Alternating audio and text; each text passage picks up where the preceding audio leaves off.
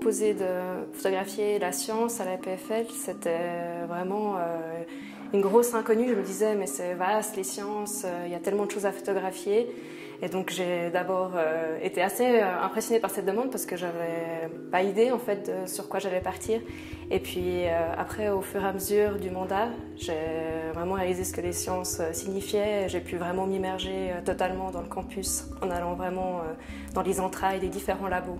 En rencontrant les différents professeurs, on a discuté ensemble de ce qui était intéressant de synthétiser dans leur domaine de recherche et c'est comme ceci que je suis arrivée à ce corpus d'images.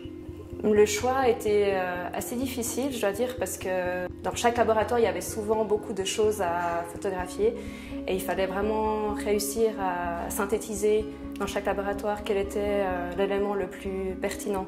Chose qui n'est pas facile parce que chaque domaine de recherche est assez complexe et puis à la fin, je devais réussir à résumer tout cela en une seule image. Alors en explorant ces différents laboratoires de l'EPFL, j'ai pu bien me rendre compte que les choses ne sont pas toujours visibles à l'œil nu ou visibles à l'œil de ma caméra. Et c'est de ce fait que j'ai décidé aussi d'utiliser les outils qu'ont les scientifiques pour faire leurs acquisitions visuelles. On a aussi travaillé de manière collaborative en étant en duo parfois pour la réalisation de certaines images, où vraiment on a aussi intégré d'autres personnes pour obtenir un résultat. Dans ce travail, effectivement, il y a eu des moments où j'ai eu l'impression d'être réalisatrice ou directrice du projet.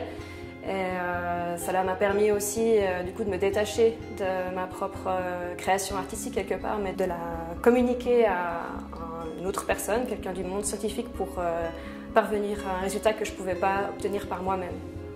Et cela m'a ouvert en fait des portes par rapport à la manière de faire des images et puis à la manière de les compiler aussi ensemble.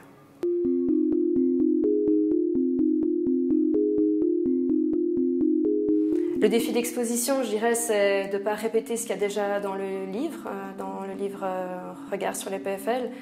Et là, j'ai aucun doute que ça va en aucun cas être une répétition, dans le sens où on a vraiment travaillé avec des outils aussi technologiques, où on est parti de certaines de mes images pour partir dans de la réalité augmentée.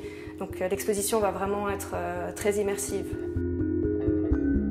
Je suis très heureuse d'avoir fait ce travail, effectivement. J'aurais même voulu encore continuer parce que là, j'ai l'impression d'avoir vu que la pointe de l'iceberg. Et je suis heureuse d'avoir pu dévoiler aussi au grand public toute cette partie de la science qui ne se voit pas.